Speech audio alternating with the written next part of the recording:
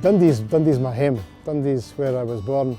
My first way of expressing myself in this world was in the language or dialect of this tune, and it had a big impact on me because there I was as a young lad trying to express myself.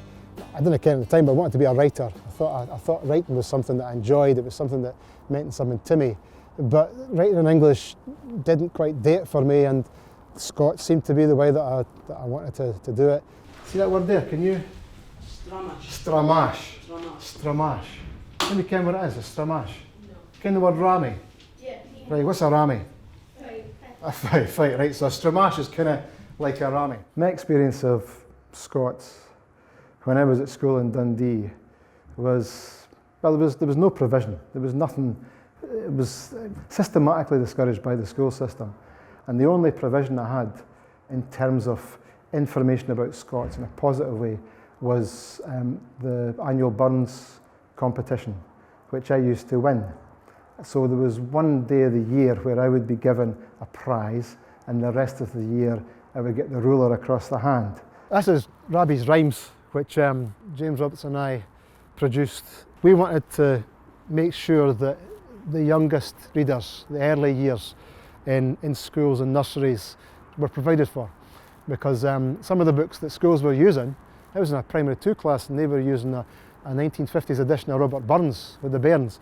The Itchy Coo slogan is broad books for bairns at all ages, and then we hope that we achieve that with everything that we do. We were only meant to run for 2 years. We're now into year 18. It's the grey hair. And we did 16 books initially, and we're now, I think we've crossed the 70 book threshold, and Itchy Coo has really, I think it has transformed Scotland's attitudes towards the Scots language in ways that we didn't expect. We were just wanting to make some nice books. One of the benefits of having books in Scots that are the same cover, the same quality as the English originals, but in Scots, gives it that credibility and status that Scots hasn't always enjoyed. In fact, folks say it's just slang, it's not important, but it's something that this really challenges and children really respond to it. The Gallus blethering What did the Gallus This is brilliant, it's absolutely fantastic. I've got a lot of twaheeds here. The twaheed at Devil. Oh, it's the heads coming out of the head. The difference between when I was at school and now is it's night and day. It really is. One of the best things about doing Scottish Book Trust events, or just being with bairns in particular in Scottish schools, is that magic moment when a laddie or a lassie suddenly switches on to reading and writing. And I've seen this time and time again in Dundee and across Scotland. There was a teacher, I remember, in the Borders who had made a fantastic comment about the Scots language. She said that in the past, I always felt that it was my job to make children speak properly. But having seen the response of pupils and also from parents, it's my job to teach this. It is my job to reconnect children to their language.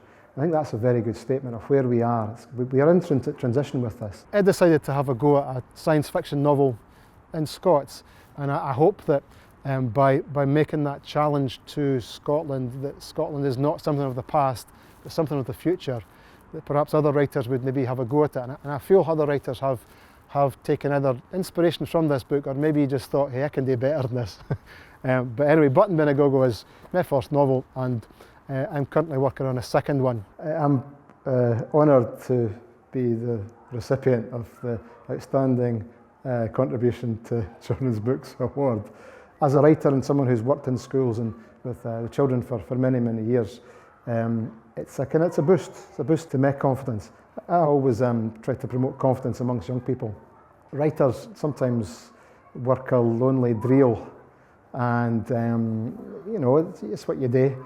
But it's very, very nice and humbling to be receiving this award.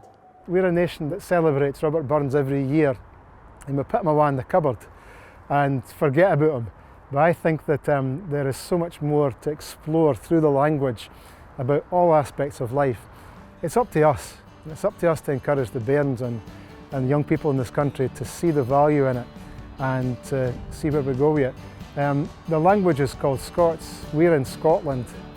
Make the connection. Nobody else is going to look after it. It's up to us, and we'll see, hopefully, what will happen in the future. I think it's a Brecht time.